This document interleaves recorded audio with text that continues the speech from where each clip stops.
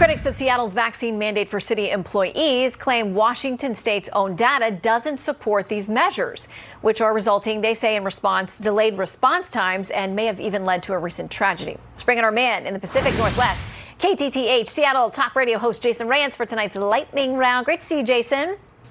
Hey, Shannon. Okay, so let's talk about this Washington state information that's being released or not being released on COVID breakthrough deaths, cases, all of that stuff. Your headline says, here's why Washington officials don't admit COVID death rate is lower than breakthrough case rate. They said they expect 1% breakthrough cases for a virus that has about a 1% death rate. That means it's incredibly rare to become infected with COVID while vaccinated. But likewise, it's incredibly rare to die from COVID, whether or not you're vaccinated. So why don't officials say that? What's your beef with the information they are or aren't releasing? Well, they will rightly note that breakthrough cases is very low. It's 1.33% here in Washington state. And they say that because they want to make sure that people aren't running away from the vaccine and feeling that it's ineffective. And I think that that is a valid strategy and it's a valid point. Breakthrough cases are low. However, what they will never tell you is that the death rate is actually lower than the breakthrough case rate. It's also low. They don't say that. They treat it as if you don't get the COVID vaccine, you are going to kill yourself and kill others almost automatically, that 1% death rate is actually a 1% survival rate. And I think that that is deeply dishonest and certainly disingenuous when they're doing things like that. I think we can have honest conversations about the efficacy of the vaccine. I think they can stop treating people like they're stupid. We can actually hear things that don't conflict with each other, even though you might think it would conflict with each other. Just have an open dialogue about what the data says instead of making us sort of dig through dashboards online and different reports that always seem to get updated but never put in one specific place. I think they're doing this on purpose. They're making it difficult. Anytime you say that the death rate is really, really low, you're called an anti-vaxxer or you want people to get COVID. No, I just want to have honest conversations. Yeah, and I think people deserve, as with any medical decision you're making, transparent information if it's been collected, if the data is there, just unfiltered so people can make good decisions and know what they're working with. Okay, now you have pointed out there's this issue in Seattle. You have been warning about this for a long time because it started last year with losing people on the police force, losing first responders for any number of reasons and difficult situations they were put in. Now we have the mandates. They're losing more people. And you're saying that it actually could be leading to some really tragic results. You're tracking one of these cases. Yeah, there was a story I broke last week. It happened a couple weeks ago where a 13-year-old kid calls 911 because his father was having some kind of medical episode.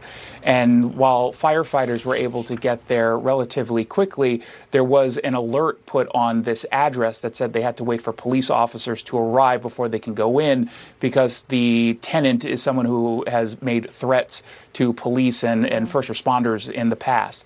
Unfortunately, because of the staffing crisis that the SPD is currently undergoing, officers couldn't arrive between 15 and 20 minutes. Now, the firefighters, after waiting a long time, and this kid calls 911 a second time begging for help, they decide to go in. They were able to get in and start resuscitation efforts, but unfortunately, after an hour, he ended up passing. Now, in the investigation that I did, I also found out that that alert that was put on the address was wrong. It's actually for a previous tenant. The address was correct, but it was for someone who already moved out. Now, the system that they use to check these addresses to make sure that the notes are up to date, they were only checking it once every couple years or so. And while the process is never going to be great, the mitigation that you have is that officers are able to arrive within a reasonable amount of time. And unfortunately, that just wasn't the case here. And it ended up potentially leading to this man's death right in front of his son. And that's the most tragic part about this story. Absolutely is. I want to, before you go, try to get a quick comment from you as we await. We're going to go into day 2 now of the verdict watch in the Rittenhouse trial. Glenn Greenwald tweets this. He says, ever since the Rittenhouse trial started to establish facts wildly at odds with what Democrats and their media allies spent 18 months telling the public to believe, they decided to depict the judge as a fascist cheater and racist to prepare people. I guess he's talking about the potential verdict to come out from this. Quick comment from you on that. Yeah, I think that there are a lot of Democratic talking heads and politicians who have been going out of their way to ignite a race war. They've been doing this since George Floyd. They want this kind of division. They think it leads to some fundamental changes in a country that they don't particularly like because it's been founded in white suppression or white supremacy and it's systems of oppression that need to be dismantled. And so they will take advantage and turn everything into a racial issue. The Kyle Rittenhouse case has nothing to do with race.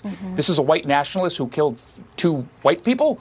He shot a 3rd white person. This is not a racial issue, but they're going to pretend because they know that it works to get that kind of unrest, which they can then use for political gain. Wow. I think it's disgusting. Yeah, I hope that's certainly not the case. And it was good to see folks across this issue saying to the community, like, please don't do this. We don't want people to come from outside. It's not going to help anybody on any side of this conversation or of this case. So tomorrow we'll watch for that jury. Jason, thank you always. Thank you, Shannon. Appreciate it.